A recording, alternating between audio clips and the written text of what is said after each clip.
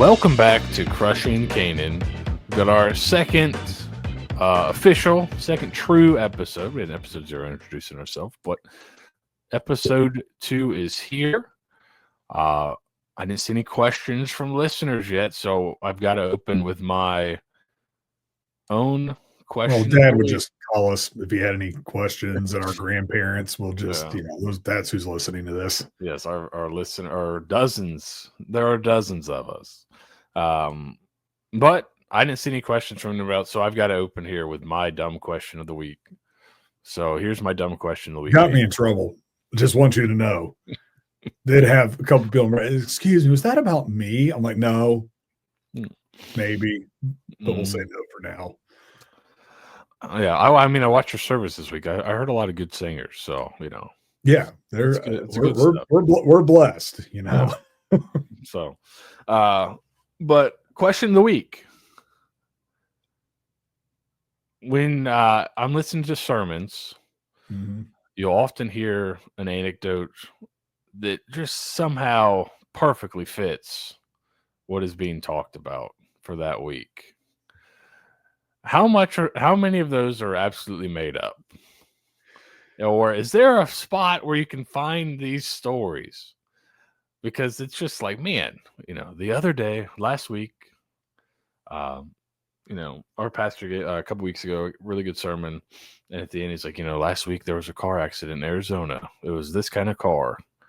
And it's tied in perfectly with the theme of the message, with the fallout from this car accident. And I was like, is there like a repository for all these stories that you can go like look, or are these being made up, or is it really just there are some inspiration? So when I was taking my homiletics class, they always talked about, you got to go use the resources that are available to you to connect the people to the passage. And so, I mean, look, humanity is a dumpster fire. So it's easy to find crazy stories. And I know there's a lot of different resources out there, books written by other pastors who kind of, hey, this is available to you. But man, I'm not kidding when I say anything that makes a personal connection, sometimes it's on the news, sometimes it's just human interaction. I've gone through sermon series where something would happen that week, because I know what the point of the passage would be. I know what I'm supposed to teach, and something would happen that week that would reiterate a point that I needed to make. And I, on the drive to church this Sunday, because my car was in the shop, so the four of us had to ride together, and it's against my wife's home religion to arrive early anywhere, and she's indoctrinated that to our children. So I'm losing my mind trying to get to church at a reasonable time, which I'm a big proponent of being early. And she did something. I looked right at her and I said, well, I just want to congratulate you on finding a way into the sermon today. That's literally what I'm talking about today. And luckily I ended up dodging the bullet on that one, but it naturally happens a lot of times. God will present those examples, and but there have been books written. But to me, if a pastor has to manufacture it that much, it's like, oof, there's a lot of low-hanging fruit out there to connect people with. I heard a comedian, Dusty Slay, is a little bit of edge, but pretty funny, talking about he doesn't like when, like, he can't tell a joke if it doesn't come from like a real place. Yeah. Because he feels like you're manufacturing the story to fit a punchline instead of like having it all be like truthful and honest. And it just is not as he has a joke about the song 5 o'clock somewhere. And in his joke, he goes, it's noon, but it's 5 o'clock somewhere. He's like, well, no, it's 5:30 somewhere. Like that's then somebody hit him with there are 30-minute time zones in like Nova Scotia. So he feels like he can't tell the joke anymore because it's technically not true. So I heard that. I heard him talking about that last week. I saw a clip somewhere. And so that's what I was saying. Is it the same way where it's kind of like you want to make sure you're not making up stories, but it's just kind of you find these things here once in a while. I will say it's a generational thing. I know a lot of older pastors who create certain scenarios to hammer a point home. But I know that when I first got into ministry, I heard a speaker one time at a conference make the comment. They said, you know who are masters of connecting with people in the audience to drive a point home is stand-up comedians. Yeah. And they said, you could learn a lot from them because they always know how to connect a point with reality. And sometimes, it's exaggerated, but they said as pastors, you got to look at that and go, man, is there a point you're making that will connect with people with reality? So yeah, truth is stranger than fiction, man. Yeah, and I often run these questions by our father to make sure they're not too out there. And he hit me with an example that he had from when he was a kid that he still remembers, and I want to give that example here because he's like it's ingrained in my head, and we were kind of laughing about it. He said the pastor told a story one time. He remembers it from when he was a kid of a guy saying, don't worry, I'll accept Jesus on my deathbed. I'll accept Jesus. I'll have time on my deathbed. I'll accept Jesus. And they said he got in a grisly car accident and he was barely alive. And somebody said, you're dying. Are you going to accept Jesus? And the guy's last words were too late. And then he died. My gosh. And he said he still remembers the too late. That's terrible. I know. So that's not even. I thought that was probably that one's probably made up. I'm just gonna. I would think so. Go out on a limb there. That one's probably not true, but we want to get into some nice, true stuff here. Yeah, we're talking the Bible, and we kind of started this series, this podcast at the beginning of the year. We're in February now, but initially started in January, and a lot of people are kind of getting into the Bible at the beginning of the year. They're looking for the Bible in the year type things, and you've seen commercials and things like that now for other New Year's resolution type stuff where there's a quitter's day, and there's a point in the year where early January, I think it was January 20th or 19th, somewhere around there, where people that are doing these resolutions end up quitting them for one reason or another. Mm-hmm. And I think a lot of people, you see that with reading the Bible at times, and you get going, and then you're like, man, I'm just reading a list of names, and then you know what, I'm gonna go somewhere else. And I think you kind of end up bouncing around, and maybe you don't have a real good plan for how to read the Bible. So we're going to talk a little bit about maybe how the Bible's laid out and maybe a better way to kind of look at it and go through it, because I think if a lot of people just want to go through it chronologically and just start with Genesis 1 and end in Revelation, and is it tougher to read that way? I think so. I've done it, and I can tell you that there are, depending on what you understand about the text, about what Scripture has going on with it, can really impact how quick you read through it. So, Genesis takes a while to get through anyway, but we can read through that pretty well because, it paints the picture, and you read it like a story, and then you get to Exodus, and you're like, okay, I can still process that, and then you get to Leviticus, and all of a sudden it's that's where a lot of people will get stumped and stop, because then they feel like, wait a second, we went from these amazing stories to rules and bodily discharges and sacrifices and what is going on. And so I've seen so many people start with that. And the joke is, well, you made it to Leviticus and that's when it ends. But if you understand that in the Bible, it's a lot of different books. There's 66 technically. And if you get to the New Testament and you realize a fair amount of them aren't even really books, they're letters. If you understand what the genres are, you can read that differently. And even in what we call the Old Testament, the Torah, the Hebrew Bible, they didn't put it in order like we have it in our English speaking Bibles. They put it in order by genre to help people retain that better. And I think that's what a lot of people are guilty of is they start it and they try to read it the same way.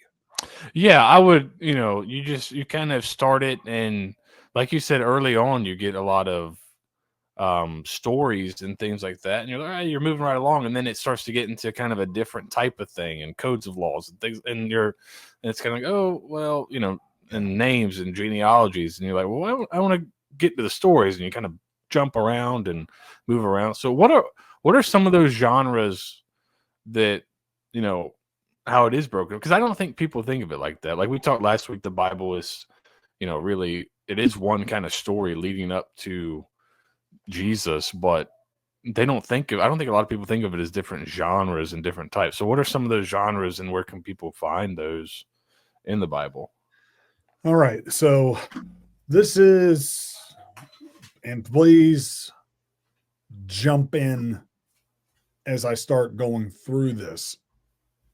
I'm gonna break it down not by order that it's in our English speaking Bible, but what I want to do is I'm going to present the Old Testament in the way that was broken up genre wise in the Old Testament, and then we'll go into the New Testament. But like I said, just feel free to kind of interject and ask questions, because my poor church, once I get going on this, I did actually this past summer, I did a whole study on this with our people, because I really wanted them to understand when they crack open their Bible, this is what you're about to step into. So I'm going to start with this.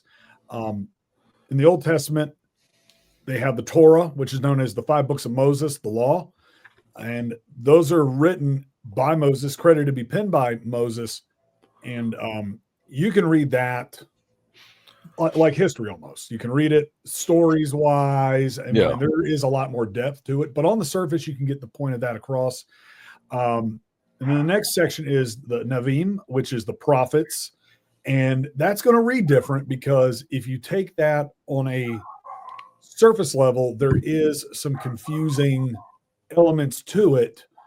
And there's a lot going on. And so you need to have the appropriate context of, well, this is what's going on. This is happening, let's say, before the Babylonian exile. Let's say this is happening when this king is in charge, and it was being spoken to this, and this prophecy was being spoken over this because of the corruption, or this was being spoken because of their assurance. And, so the prophets are kind of done a little bit different. You go into it blindly and you take it on a surface level. And a lot of people do this, by the way, with the prophets. They go, oh, well, that's talking about us in the future. It's like, no, a lot of it is addressing events and attacks and enemy nations and issues there at that time. So you need a lot more, I would say, historical background information when you read the prophets. And so that section in the Torah itself is known as, or I'm sorry, not the Torah.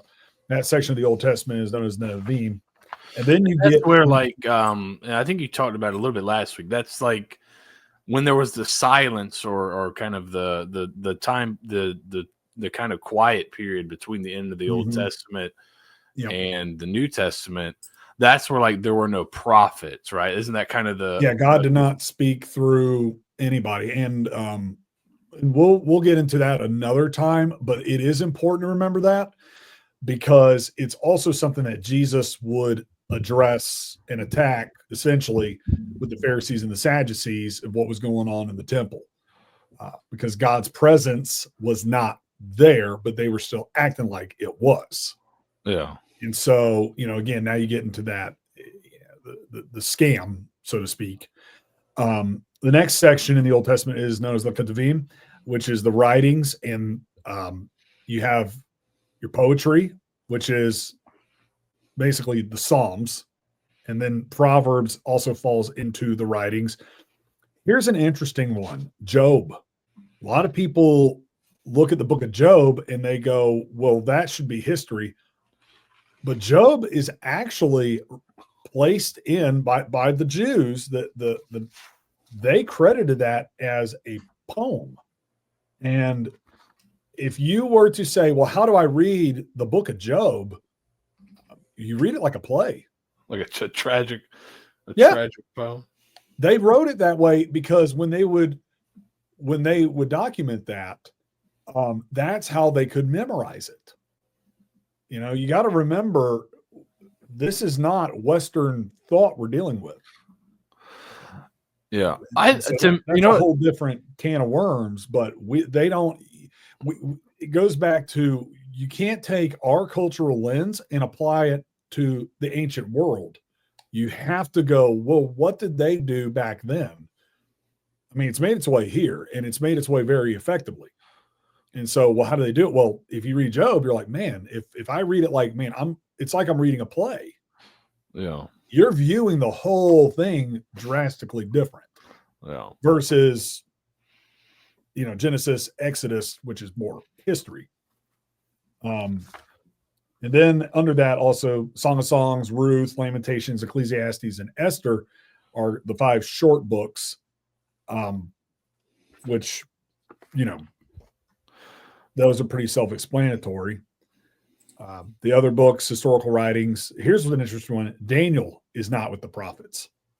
Daniel is with the historical writings, and so is Ezra, Nehemiah, and Chronicles. So, if you go into reading it and you go, well, I'm going to read Psalms the same way I read Exodus, you're going to get confused very quickly.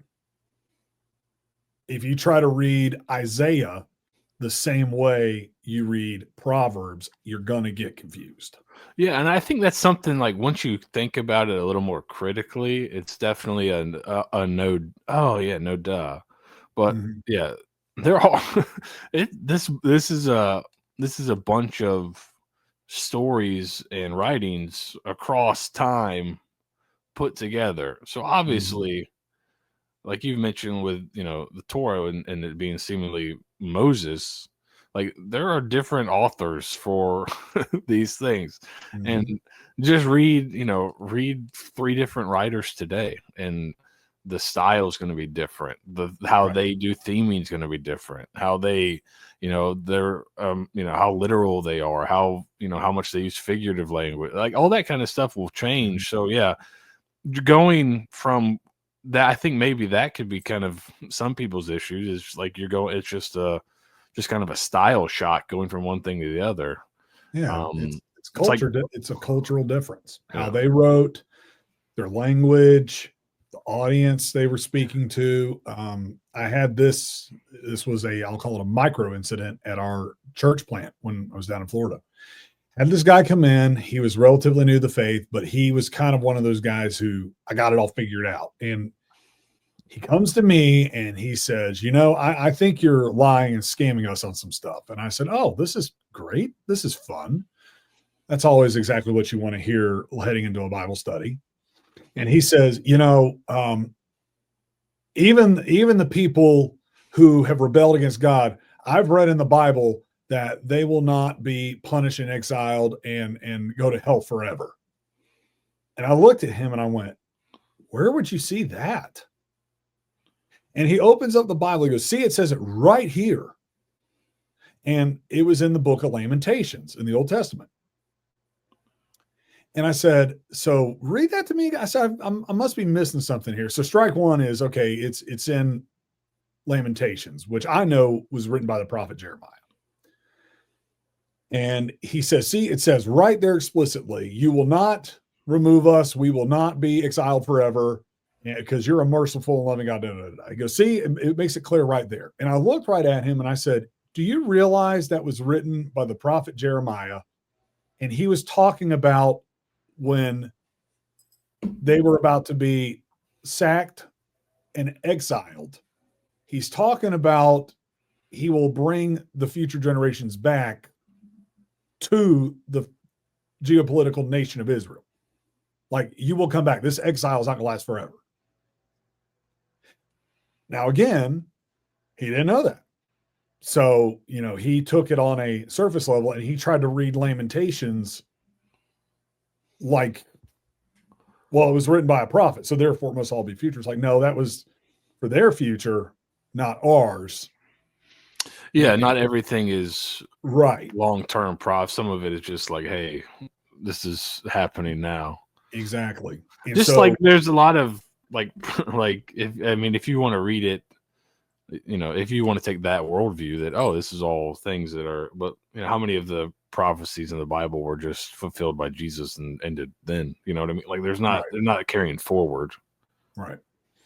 Well, but again, a lot of people, I mean, and anytime, and I've shared that story a couple of times, and I felt bad for the guy, and I didn't like shame him, but I'm like, dude, you got to, I think that's what you can't, that's what I'm learning more is, and you feel it when you're at church, but you can't just read on a surface level. Like just reading the surface level, you're missing so much. And as you like to say, and you see there, or you don't see because we're not on video, but BibleContextMatters.com is the name of your website. And it is like it contextual clues about the time period. All that stuff is very important. And it's not like that information is long gone. That's known. Why was I'm just looking through, why was Kings not considered historical, right? Just because there were prophets at the time? Because it is kind of like history. That's so like Samuel and Kings are histories of Israel, kind of, but it's also, So here's the difference. Chronicles was chronicled by priest. Okay. They were chronicled by priest. Okay. Kings was penned by prophets. Okay. Okay. The authorship was prophets. And so the difference between the two is a lot of people will go, well, I read First and Kings and I'm starting to read First and Chronicles, and it feels like it's the same information just regurgitated. Well, yes and no. Chronicles does not give a spiritual insight. First and Second Kings does. Yeah. King such and such ruled this in time, da da da da da. And did what was right or did what was evil in the eyes of the Lord. They would always pin that in there. You don't really see that in Chronicles. It's more of, here's how long this king ruled, this is how long they were there, and it is more historical. And there are things in First and Second Chronicles that do recall certain stories, God speaking to Solomon, and different things. I think it's also important to remember, how long have these books all been put together? Like from what I'm gathering, and I'm not like an expert on these things, but just watching more and more about kind of the Bible and how it's all put together, it was a lot of like, hey, there's just this kind of, all right, this is Chronicles, it's over here, and this is Kings, it's over here. They're totally separate, they're totally different. You may only read one of them in your life. So they're like, some of the repeat information, right, is because things weren't all put together in one spot, right, until later. Right. And so they had to see what the most frequent copies were out there and taught by credible sources. That's one of the things that with like the Dead Sea Scrolls. The Dead Sea Scrolls are some of the oldest ancient manuscripts we have.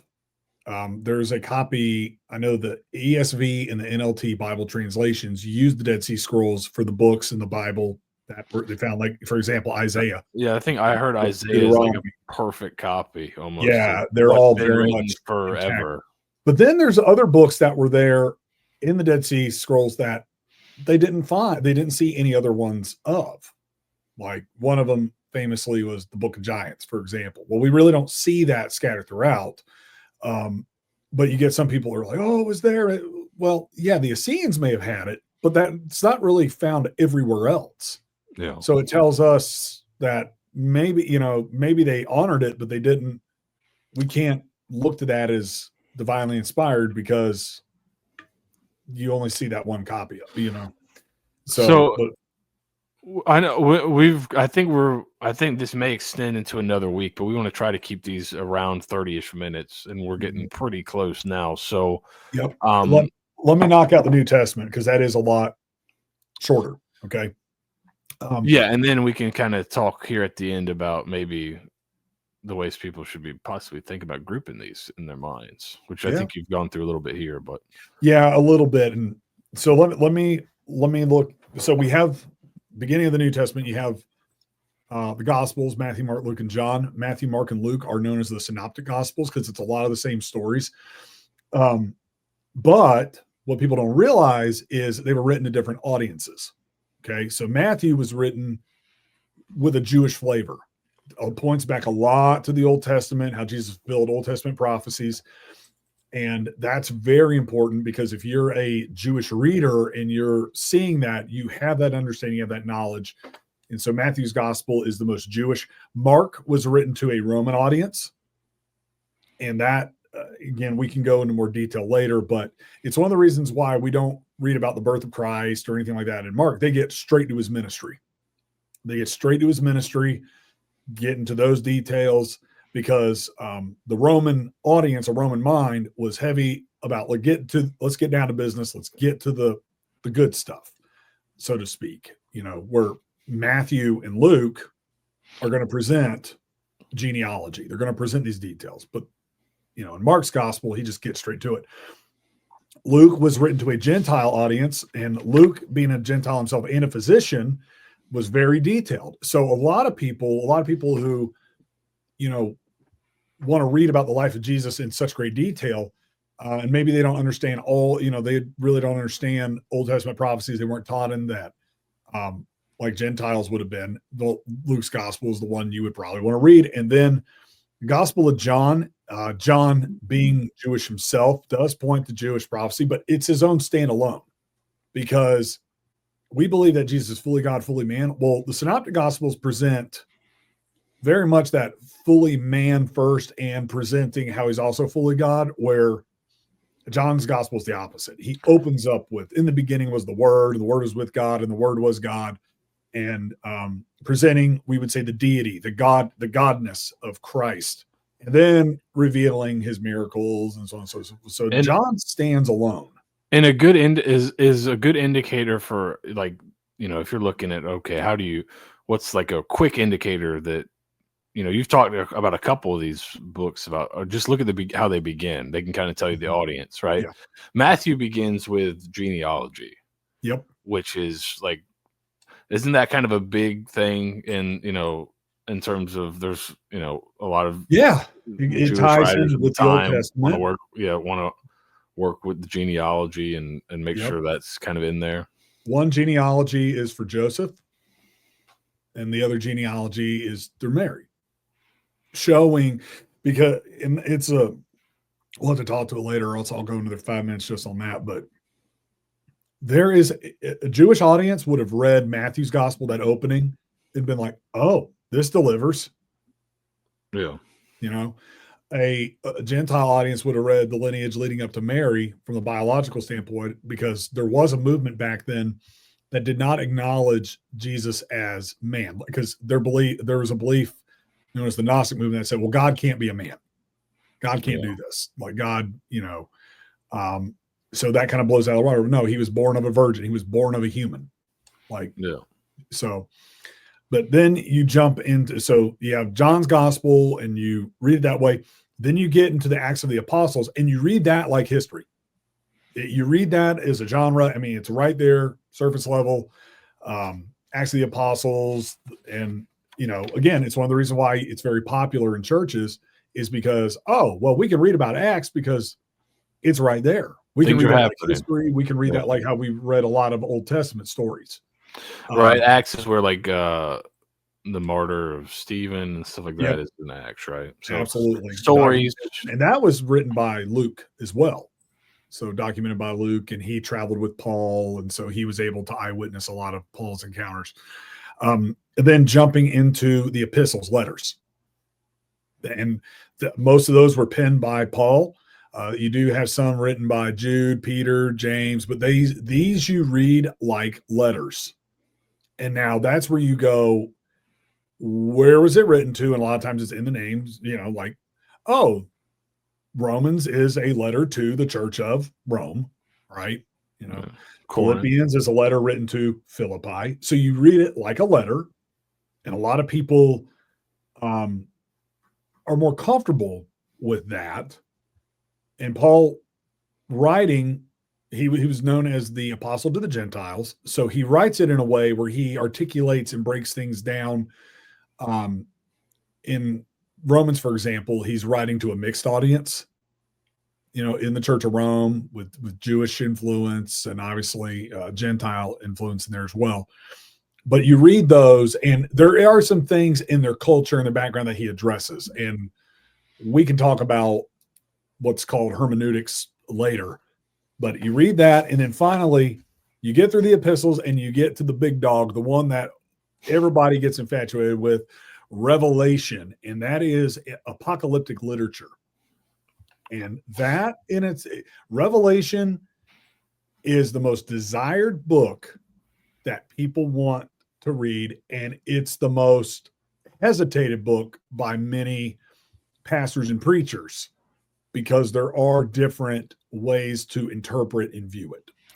And I think we may do a whole episode maybe on parts of Revelation. I know you did a whole series on Revelation before, but there's a lot of stuff that I think is like conflated or people think is in Revelation or has said in Revelation that's just kind of come out of different sources, and people just conflate it all with, okay, oh, this is the end times, this is what's happening.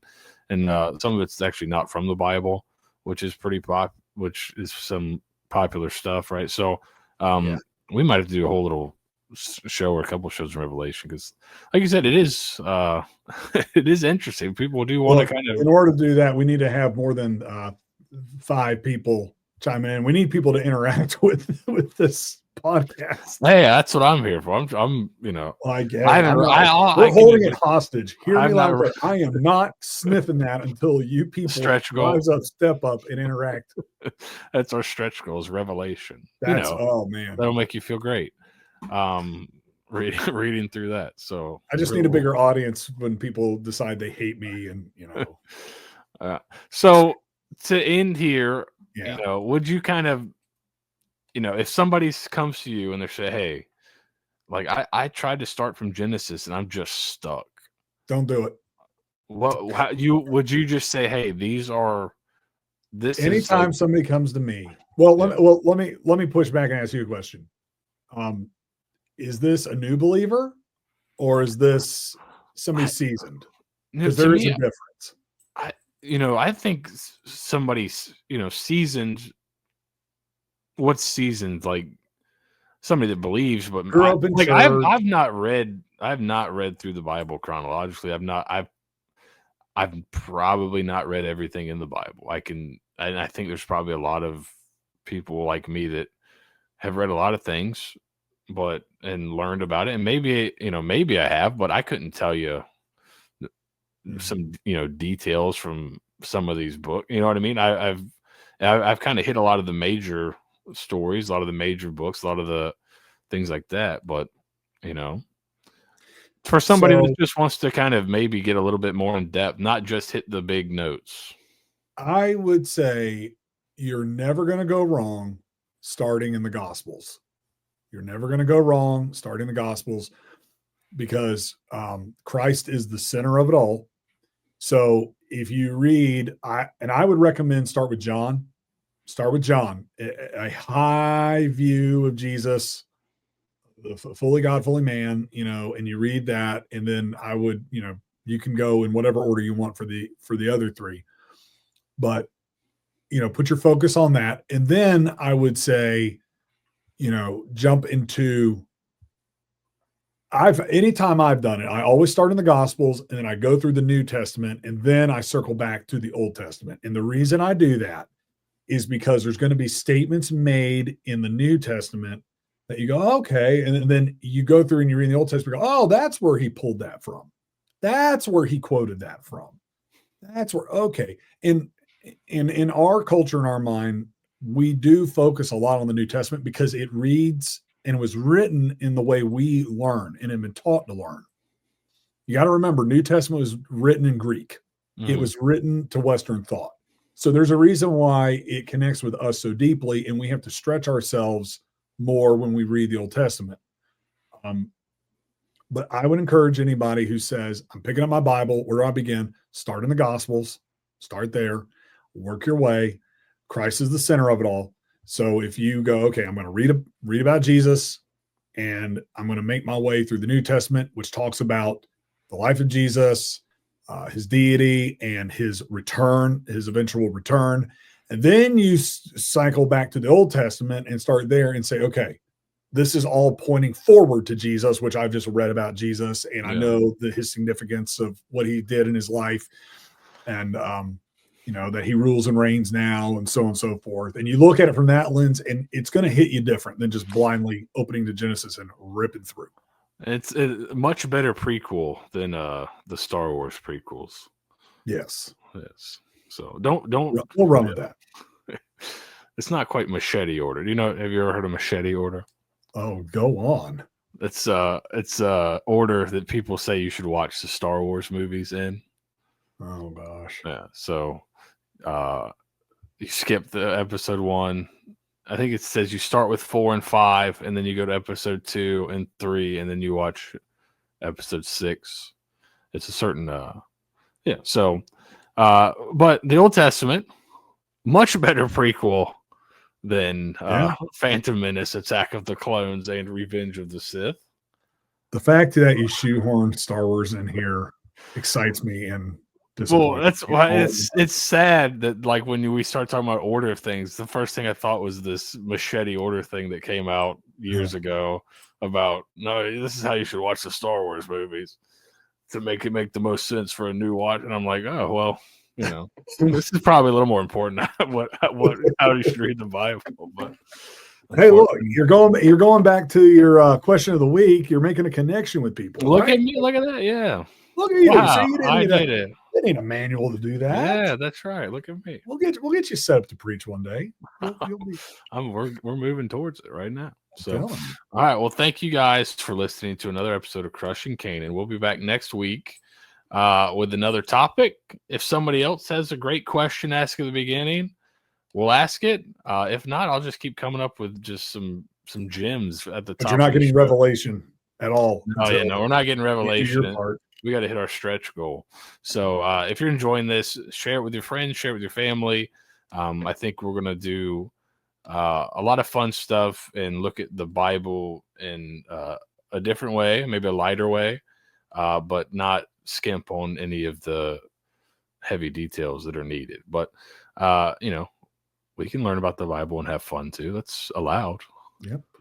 Unless it was in one of the Old Testament books I didn't read, but I don't think that's in there. I think we're allowed to have fun and learn about the Bible, right? So if you're liking this, share it with your friends and family. Give us a nice rating, all that kind of stuff. And thank you guys for listening. We'll be back next week with another episode of Crushing Canaan.